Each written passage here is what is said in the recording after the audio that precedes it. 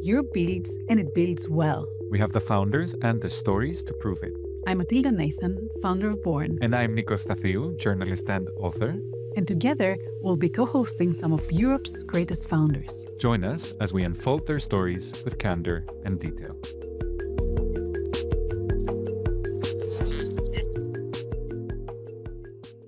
Hi, everybody. Welcome back to Europe Builds. I'm really elated and excited today with our guest because she happens to also be a longtime friend. So we're very excited to have with us Anada Lakra, CEO and founder of BoldVoice. It's a very exciting venture. So what it does is it helps non-English speakers advance their careers and improve their communication skills through AI-powered speech coaching. It's a very exciting app that has reached an impressive number of users, recently launched some new features that excited us a lot. So welcome, Anada. Really happy to have you here with us today. Hi, Nico. Thanks for having me. Excited to be here. And I'm very happy to have another woman on the podcast. Represent. Awesome. So I've known you quite a bit. We went to college together. We recently touched base again after a couple of years, and I heard a bit about what you have built, and it's been quite impressive. So I want to give our listeners the chance to hear a little bit of an elevator pitch. So assume we were stuck in an elevator somewhere in New York, where you're based. It's a lot of floors, so you have a few, couple of seconds. Tell us a little bit about yourself and how you have built Bold Voice. Yeah, definitely. So, as you know, we go back from college days when we were both international students back at Yale. So I reflected a lot as part of building a company that serves immigrants and non-native speakers on those early days. That experience being a newcomer to the US and the struggles that I was experiencing with confidence speaking English in an environment that was heavily native speakers rather than prior in very international environments. And as an immigrant, I remember that in the early days, it's like, oh, everybody speaks good enough English and my accent doesn't really matter. But after the third, 10th time that somebody asks you to repeat yourself or clearly doesn't really understand you, or you're in a lecture hall and you want to say something, but you're not quite sure how to pronounce that one word, I realized how much that was holding me back and how even though on paper my English was pretty advanced, good enough to get me into college in the US, when it came to speaking, I'd never really paid attention to pronunciation, had never really been taught by native English speakers. I always had teachers who had an Albanian accent, which is where I'm from. So I realized how much it was holding me back in terms of my communication confidence. And I was reflecting on this many years after my personal experience when I was at business school. And again, a very international environment. Everybody is like very sharp, very accomplished. But I could very clearly see in these lectures that the only people raising their hands and speaking up were the Americans or the native speakers. And the non-native speakers were not as confident to speak up, largely because they were afraid that they wouldn't be understood or confident and clear enough when they spoke up. So it kind of brought it back to the forefront how big this problem was. And it also, at the same time, AI was getting very developed, and all these new use cases were all of a sudden possible to use these cool AI models to do something as exciting and as nuanced as accents. So the idea came to me, kind of all already fully formed, which is, can we utilize this cutting edge AI to build a product that helps people with pronunciation and accents in English to help them be as confident speaking English as they are in their native language? And that's basically what BoldVoice is. It's a mobile app that offers you AI-led coaching and practice and feedback so that you can master all the intricacies of speaking English and speak it as confidently as possible and advance their career. I was very impressed that it actually caught my Greek accent. So you launched, I believe, a new feature, and not many people can identify my accent. So I was actually, wow, okay, someone a bit disappointed that I could not come across as not Greek, but very good at picking up accents for sure. But I wanted to ask you, like, a bit something more personal. Tell us something about Anada. Not about your current business, but something that you could share. We wanna get into your head. We wanna get to know you a tiny bit better. Sure, yeah. I'm trying to think what is about me beyond my business. No, just kidding. Yeah, I mean, after college, I went into a career in consulting because I had no idea what I wanted to do with my life, and that's when you do consulting. But it quickly proved to me that I wanted to do something more creative and a little bit more, where I had more ownership, not just in preparing slides and thinking about high level strategy, but actually implementing things. So I actually co-founded a company, another startup before BoldVoice, which was in a very, very different space. And it was in HR tech, and it was using data to help companies hire better candidates based on not just their resumes, but their culture fit and their drive and personality traits, not just their accomplishments on paper. And that was, I was 23 when this was happening. I was super fresh to startups, but it was an incredible learning experience. And we figured out not just how to build a product, but the hardest part, how to get in front of customers, how to iterate on it, how to do sales, how to do customer success, and all the various parts of building a business. And it opened my path into product management, which I didn't even know when I was in college that that was a career that existed.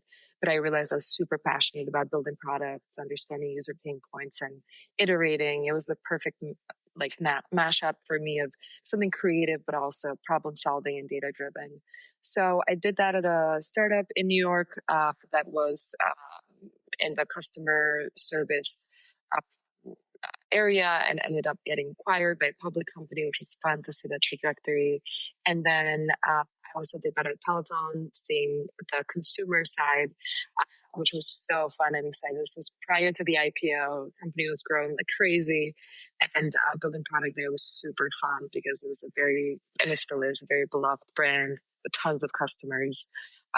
And then I went to business school because I knew I wanted to do a startup again, but I also wanted to get more well rounded in other areas that weren't just product, but also think about the finance side of things and the other aspects of building a successful business. And it was at Harvard Business School where I came up with the idea for BoldVoice, and did Y Combinator straight out of business school to basically validate and get started with BoldVoice. And now, 3.5 years later, we're here having built a real business, which is extremely fun and also feels like it's been a decade already, which is kind of how basically all funders will tell you that startup years are like dog years. So, but no, it's been fun. Other than work, what else? I live in New York, which I love. Mhm. I try to have hobbies and passions outside of work to also keep myself balanced and be able to sustain the founder lifestyle, which can be quite demanding. Makes a lot of sense. Thanks for sharing that. And now I want to kind of switch gears and go back to the businessy environment. And so you've been through a lot, both kind of more corporate world, a lot more startup heavy in the last years. And I would like you to kind of walk me through like a pivotal moment or a decision that you had to make maybe at Bold Voice, and like how you thought through it. If I was with Anada in the same room, how would you kind of walk me through your decision making process? Let me think what a good example. I mean, we're constantly making decisions because as a small company, the team is super small. There's 8 of us. So, full time anyway. So that means that we have to say no to a lot of things because we have realized that you cannot do 10 things right. You can only do one thing right at a time. And you have to be extremely good at picking the one thing that is important when all the other 9 things can be also very shiny, interesting, and exciting. So, something that, for example, in the early days we were really debating was B2B versus B2C. We built a consumer brand, but at the same time, from month one, we were already getting because we're part of the Y Combinator community, we're getting interest from some of the YC companies about using the product to upskill and to train their employees. And basically, there's a big opportunity for a product like ours to also be used by enterprises and companies to be able to upskill their workforce.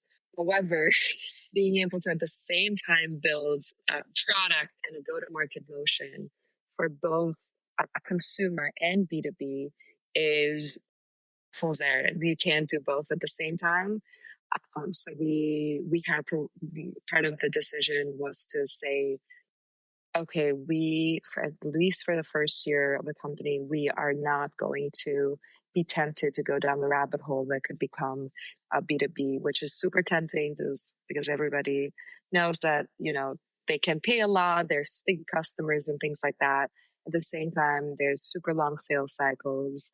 Uh, they do require some features that are only admin level that don't really have anything to do with what the consumer using the app wants, and we need to have basically completely reorient our business to be able to serve them well. So that's one of the things that it's like, this could be huge. We just have to make the deliberate decision that we're not going to tackle this now, but we are going to have this part of our long-term roadmap of growth. You launched this new feature, right? Like very recently. So I'm assuming there's different iterations in what you do.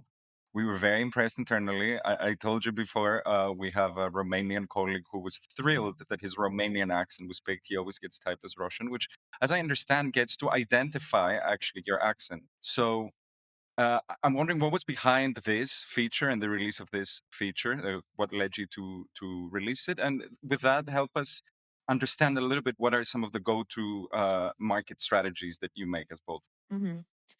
Absolutely. So we launched what you're describing as the Accent Oracle, which is a product that essentially you speak to for about 30 seconds, and then it will guess where your accent is from if you're a non-native English speaker. And it will also give you a breakdown of its top three guesses of your accent makeup. What the core product, the BoldVoice app, does is that it helps people practice and improve their accent and pronunciation in English. So the core app is a learning experience. The Accent Oracle is more of a fun feature tool that we launched as a top of funnel. Let's see if we can build something that could potentially go viral, which it did. And it was really, really fun to see that. But what all of this is underlined by is the expertise that we've built in understanding and recognizing and teaching accents, which underpins both the app itself and a tool like the Accent Oracle. We over the years have been working with Hollywood accent coaches to both build content for the app and also to train a machine learning model that recognizes accents. At the same time, we've had over 2 million, at this point closer to 3 million app users going through the app and training their accents. So we have a ton of data and a ton of expertise that we've used to improve the model that is inside the app that gives you feedback. And now this was just another fun application of a very similar model and data set from a marketing angle. And yeah, it was really fun to see how this, with zero marketing spent, it went viral. And basically across the world, we got tons of users in Korea and China and Japan, and then of course in Europe and especially Germany, France, Latin America. It really took a life of its own, which was super fun to see. So yeah, I think what that means is that we have developed this moat and this competitive advantage in the machine learning expertise that we've developed to build these fun experiences based on these unique data and AI that we have built. So as we move forward, this will hopefully only become a bigger and bigger part of our marketing strategy. Yeah, I love the idea of a like new product feature as marketing, and the natural virality that you could get through that. Something really interesting about speech is it's vastly diverse, right? There's, I mean, so many different nuances to human speech and to accent. So, how difficult is it to train through machine learning like that kind of learning and make your product sort of adjustable to the needs of all these different users that you can have from all over the world? Yeah, great question. I mean, we've worked on that for 3 years and we're still very much working on it. It is so much infinitely more complicated than just teaching English grammar rules where there's a right or wrong, because with speech and communication, there's so much variety. And there's also so many ways to be right based on the context that you're speaking. And even in the US, there's tons of regional accents. There's not one single thing that is correct. At the same time, obviously, if the tool accepts everything and marks everything as correct, then you're just never learning, because you're never getting into pinpoint things that could be the mistakes, or things that might make your speech harder to understand. So for us, it's it was very important to build it in such a way that is flexible enough to be to understand and accept the a variety that is inherent in speech, and not to make it super rigid that only this is right and everything else is wrong, but at the same time set those boundaries of where do you cross the line where something can be hard to understand. So it's a constant process of refining the model. And as I mentioned, we use speech experts to evaluate the data constantly. So we always are fine tuning it to be more and more precise, to give users feedback that meets them where they are. Someone who's earlier in their language learning doesn't need, all the nitty gritty of like, this tiny sound could have been made a little bit more differently and a little bit better. But someone who is, let's say, very close to native level speaker wants that level of instruction. So that's another nuance that we are always trying to capture as well. That's very interesting from like a tech standpoint. If we focus a bit on the business side, so like it's a B2C business, how do you approach your go to market? Because we know that B2C companies can be a lot more expensive to run in the get go until kind of you take off the ground. And second of all, like what was the aha moment that you said, okay, now I have traction? Like how many users later did you actually have that wow feeling? Yeah, consumer is a fun game to play. It's very different from other types of businesses because it can be really easy in a way to get it off the ground, to get that first customer. All you need is one single person to say, sure, I'll try this out. You don't need a company to buy it. But at the same time, getting to be a flywheel and getting into growth, it can be really hard. So in the early days, I remember we were doing tons of very grassroots things.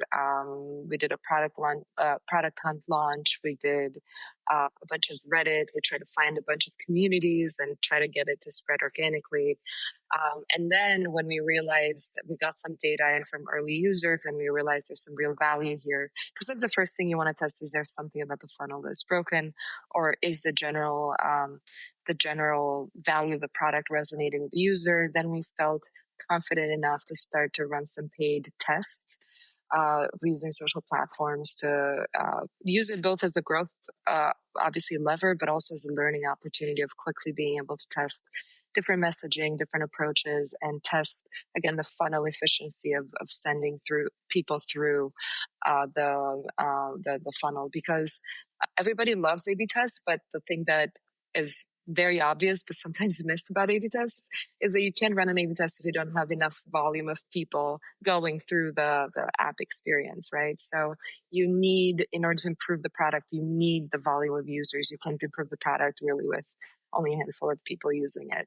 So, but from day one, we were very focused on we need to make this uh, to make this be a real business with a strong business model, with acquisition costs and lifetime value that makes sense. So from early days, the app was a paid app with a free trial because we didn't want to just get free users, and we wanted to validate this is a product that has value that people are willing to pay, and that's a really strong test to run from the early days. Not just people are using it and coming through it, but people are actually willing to pay for it and then retain and keep paying for it. So we were very disciplined about that, and we quickly got it to a point where our acquisition was profitable, and therefore, even though paid is not the thing that organic is always better than paid, but if you can get paid to be profitable, then there's again nothing wrong with scaling that, as long as again you also have a strong organic plan, which we did end up executing on, with the accent oracle being a great example of that. But yeah, there's no one single aha moment of like, okay, now we're successful, because even now we're constantly iterating on the product and making it better, even at, again, nearly 3 million downloads. So, I'd say I'd always go back to what our YC advisors told us at the time, which is, on day one, don't worry about getting how will you'll get 1 million users. Worry about your 10 first customers. Get those, and then after you get your 10, worry about getting the 100 customers. So every step, everything should be one step at a time. And that also allows you to be laser focused on serving that set of customers best, rather than just thinking about lofty marketing goals that you might not be at the right stage to execute. I have two very quick numbers questions. So on a kind of on a given month, like how many people actively interact and kind of get coached by your app at this point? Yeah, we have at any given point, it really varies month over month. Obviously, Accent Oracle was a huge spike, but tens to hundreds of thousands of people actively working on their accents, and um, new users, existing users. Yeah. And how long until I have like not perfected, but kind of heavily improved my accent to sound more like That's American? the that's the 1 million. Well, now with inflation, $1 billion question. I think it's hard because it depends on your starting point, as with everything else, and also your goal and where you want to go. So because of that, there's not a one size fits all approach. Our goal is, rather than get you to perfection, is to get you to results as quickly as possible. And we want you to, from day one, have learned something and have improved your pronunciation on at least a handful of words. And have learned something that you didn't know before. You want to have that wow moment of like, which typically for our app looks like, I've said this word 1 million times and I never realized I was mispronouncing it. If we can get you to that on day one, we have succeeded enough to get you to come back. And we want you to be able to see an overall improvement in your speech within 3 months. That's our goal. 3 months. And now you're not going to be done in 3 months, depending on your goals. You want to, but if we still have you hooked in 3 months, by that point, this has become the kind of thing that you're happy to continue doing. We've also built the app to be a fun, engaging learning experience where you feel like you're getting coached by the best coaches possible. It's something that is also something about your self development and your confidence. And we've also built it as something that you can do for 5 to 10 minutes a day. So it's really easy to incorporate in your schedule and to make it part of your daily routine in a way that doesn't feel like is dragging you down, but is just one of those things that you'd be happy to do on a daily or at least weekly basis. And in terms of like a CAC, what would be a CAC that would make you kind of very happy? Say, okay, I'm in a safe space now. I mean, tech is so dependent on lifetime value. LTV. So I don't think of it as one single measure. I think of it in relation Hmm. to the overall picture, and also in relation to, I mean, LTV is composed by first order, but also by retention. For retention, you gotta be wise about what the historic data says, but also do some early indicators of engagement as a predictor of retention. So there's not a one size fits approach. Obviously, the 3 to 1 LTV over CAC is kind of what everybody says is the a good rule Holy of thumb grail. to keep track of. But what that misses is payback period, which I think for consumer apps is huge. Meaning you could have a 3 to 1 or even 10 to 1 LTV over CAC, but if you have to pay the CAC on day one and you only get some of the first part of the LTV back, say in a year, that's a huge gap where you cannot grow and acquire customers quickly enough. So we've also been very focused on getting a very quick CAC payback period, which allows us to reinvest that payback right into more growth and product development. Makes a ton of sense. And kind of one last question that I want to bring from my team, actually. We're discussing this morning that we're going to have a conversation with you. And we were looking at the different, so you have some testimonials on the website, and I could see a software engineer, I could see like an actress. And I was curious of whether like you have seen tendency for a better or like keen to improve their action more on specific fields, or you've seen like people being stigmatized all across. Even if you're a software engineer, you might be stigmatized in your company because of your accent. So we had that debate that I would love to kind of hear your thoughts on Mhm. what you've heard from your customer base. Yeah. I think it's in a way there's lots of types of users I could mention, and I am happy to do that. But at the same time, I think it's also a universal immigrant problem and a non-native speaker problem. And there's 1 billion people learning English right now who are non-native speakers. So there's definitely types in there that we found, but it's a very universal pain point for a lot of English learners, that it's so easy in a way to learn English on paper, but so hard to speak it confidently, and at the same time so important to speak it confidently. So yeah, this is, and that's why we're so excited to continue building and growing the company, because we do think that the market for this is huge. So that's what we see in our user base. It's our working professionals in various, corporate, not corporate jobs. There tend to be people who have moved to the U.S. probably when not when they were so young that they could understand that they could pick up the accent organically. And yeah, they're at a point in their career where they have a willingness to pay for an app. And our app is very reasonably priced compared to, say, accent coaching sessions. You can buy a year of BoldVoice for less than the price of one session with a coach. But at the same time, yeah, they see a huge ROI from an investment like this because they are speaking English daily in the workplace. And yeah, they know that confident communication is a huge part of their success. It's sort of a great segue into something we discuss a lot in this podcast, which is the US versus EU sort of debate, right? When it comes to the startup scene. And you already touched upon this. The opportunity for the market is huge, but you've built something that could be more tailored to, say, an immigrant from anywhere in the world, but let's say a European in the US. But do you also see value in the European market as is? Because there too, English is sort of like a language spoken among all these different countries, and there's a lot of movement and a lot of international work in English. So could this also, do you see growth potential in Europe too as a user base? For sure. The reason we started with the US initially is we were based here and it just makes sense. Again, to the point of let's not do 10 things at the same time, let's sequence them out and start with the first thing first. We started with the US, but we see huge potential in the international market and in Europe. For the better or worse, English is the international language of business. It is a must have skill, it's not nice to have. So, whether you're based in the US or whether you're based in France or in Turkey or in Japan, you have to speak good English in order to get ahead in your career. So we definitely see a huge potential in Europe.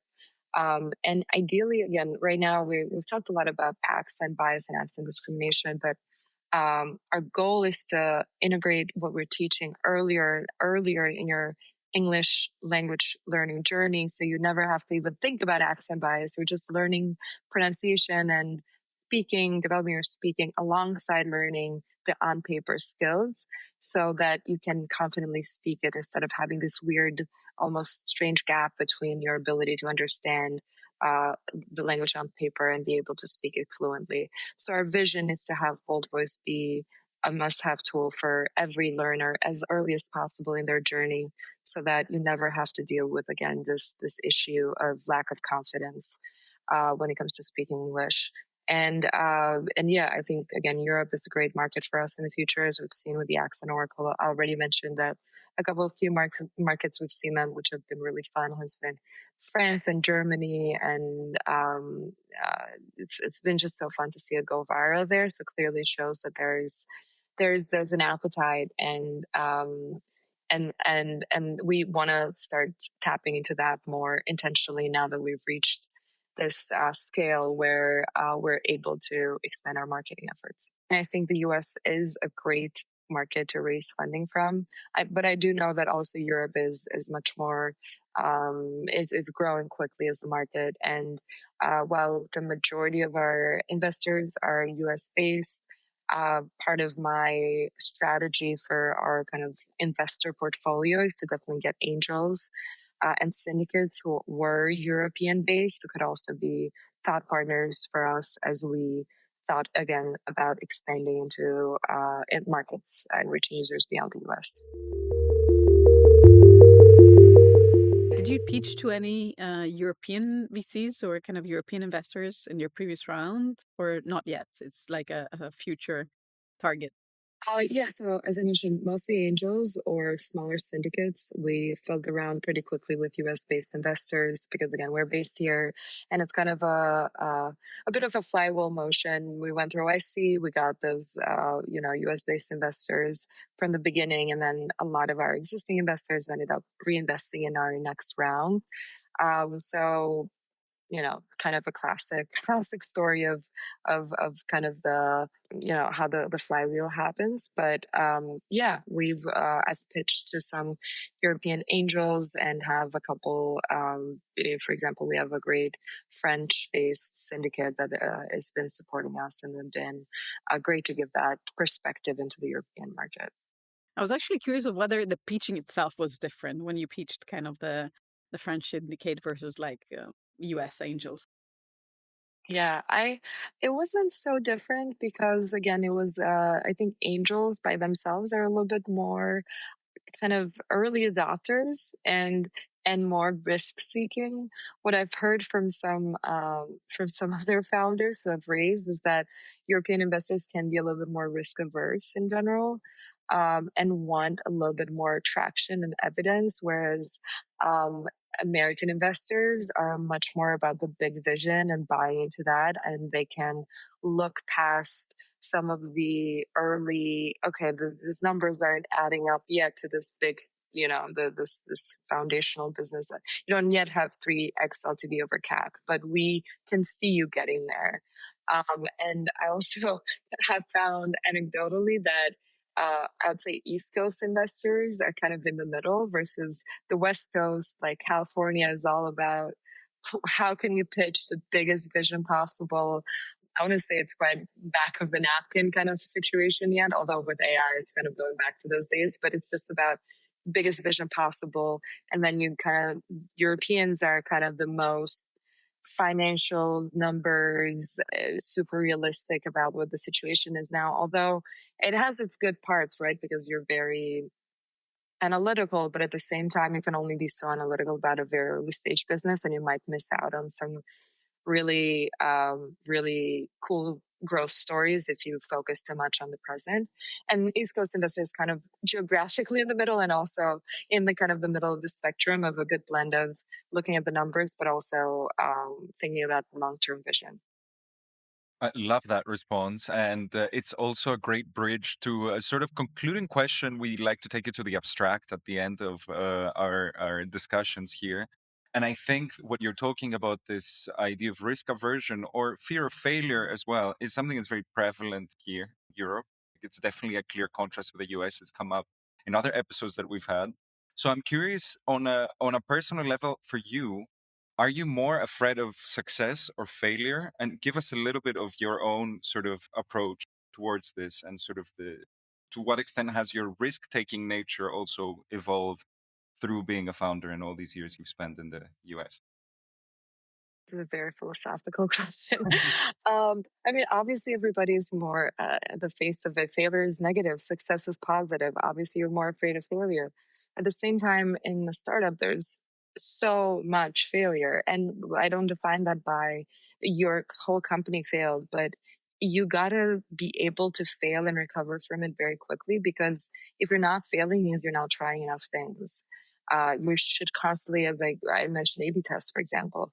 If there's no world where you can run A/B tests and always succeed, otherwise you are probably starting with a really, really weirdly bad experience. And the more you refine the product experience, for example, the more you're going to fail in your test because it's going to be harder and harder to find something that beats the thing that you've already worked on and refined. So you cannot be afraid of failure. You have to really embrace it and take the learning opportunities. And it's all about recovering from it as quickly as possible and learning from it as quickly as possible. In terms of fear of success, I mean, again, success is great, but it can also make you, in some ways, complacent, and it can put you into this comfortable place of this is good enough, and I'm not going to try to get something much better. There's also weird other aspects of success where it can make you scared of I reached the success, but what's next? Am I Yeah. going to be able to keep this success? And that's a type of panic that is really hard to explain to someone. The type of panic that hits you when things are going really well. And as a founder, you're kind of like bracing yourself of like how can we keep this going, and how can we move quickly enough to optimize and to capitalize on this momentum. So success somehow can also be paralyzing and scary in its own way. I think of it as everything has a learning experience in it, built in it. So it's all about learning and dealing and facing it as quickly as possible, and trying to figure out, okay, how do I move from this to the next stage? Lovely Nice. response. You tackled the philosophical question really well at the end. Anada Lakra, thank you so much for being here with us today. CEO and founder of BoldVoice, very exciting product with a lot of potential for Europe as well. So thank you so much for sharing with us your story, your vision, your insights from building a strong customer base. We really appreciate your time.